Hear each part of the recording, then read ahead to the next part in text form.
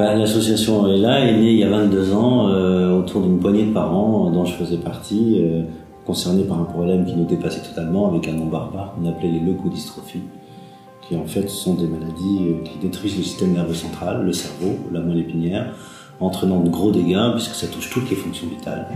La vue, l'ouïe, la parole, la mémoire, la locomotion évidemment, enfin bref, toutes les fonctions vitales.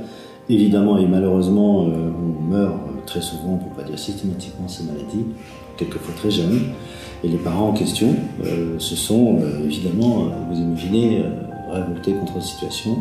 Les médecins semblent dépassés, aucune recherche, aucune même connaissance pratique sur ces maladies. Donc il fallait réagir et l'association est là, c'est cette boule de réaction, cette boule d'énergie, de rage, de colère, orientée vers un but précis, c'est d'éradiquer ces maladies.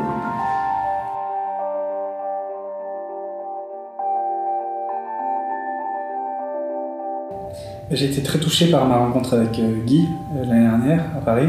Il m'a été présenté par un ami en commun qui est Louis Saha, qui soutient également l'association depuis plusieurs années. Et j'ai eu comme idée de créer un bracelet avec la maison Eden Diam, un bracelet qui serait vendu au profit de l'association pour aider la recherche et le soutien aux familles. C'est un bracelet qui est réalisé en métaux précieux, or et argent, et qui est serti de diamants dans la bourse d'Anvers, capitale mondiale du diamant. Et ce bracelet reprend le logo de l'association ELA.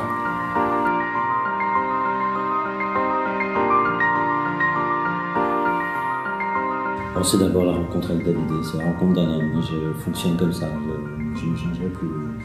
J'ai besoin de vérifier son envie, son enthousiasme, et il l'a démontré largement, et son ambition autour d'un projet très précis, puisqu'il nous parlait d'un bracelet serti de diamant avec le logo d'ELA. C'est la première fois dans l'histoire d'ELA qu'on a un projet d'une forme d'exclusivité autour d'un projet qui nous ressemble. Qui est à notre image, avec ce logo qui n'est pas qu'un logo. C'est vrai que c'est le logo d'ELA et emblématique d'ELA et de l'espoir qu'elle apporte, mais c'est aussi le dessin, à titre personnel, c'est le dessin d'un enfant, c'est le dessin de mon fils, c'est lui qui a dessiné ce logo. Donc pour moi, évidemment, il y a un attachement particulier, et voir qu'il est pérennisé dans un beau bracelet comme ça, pour moi, c'est évidemment, à titre personnel, ça me touche, et voir que ce dessin d'enfant devienne un espoir porté par plein de familles et qu'on pérennise sur des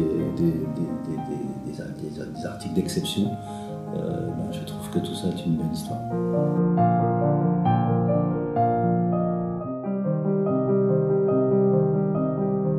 Alors nous, d'abord il faut savoir que l'association vit essentiellement sur la générosité, donc sur des dons privés ou des soutiens, des actions comme celle-là, et on consacre l'essentiel de nos moyens à financer la recherche médicale d'une part, et d'autre part à accompagner les familles au quotidien, parce que cette maladie entraîne quand même un quotidien extrêmement difficile. Les familles sont souvent isolées, ont des besoins particuliers qui sont malheureusement pas pris en charge, pas tous.